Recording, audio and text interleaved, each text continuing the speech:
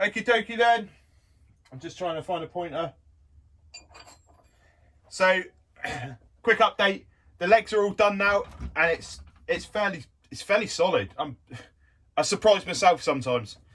As you can see, all 4 wheels are off the ground, and now we just need to build the uprights and the cool box. So that's what's going to happen over the next coming weeks. I've got to buy some argon, which isn't the cheapest thing, so bear with it because I want to TIG up the outer box of Ali, which is just going to be some checker plate.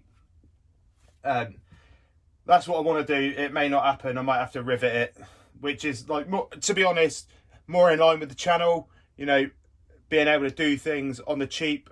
Pop rivet gun is like, I don't know, 15 quid. Rivets, again, borderline nothing in the scale of things.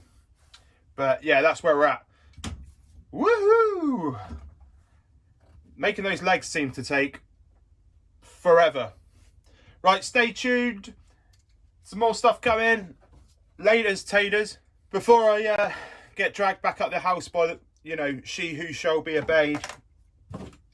If you got any ideas for stickers for down the shed, A, you know, let me know what they are, and 2, give us your address somehow, and I'll get some sent out free of charge to you, so you can just have some absolutely free and, quite honestly, super awesome stickers. You know, bang them on your kids' lunch boxes to annoy your wife, or put them in your shed if you've got one. Put it on your work box. You'll be the talk of the town.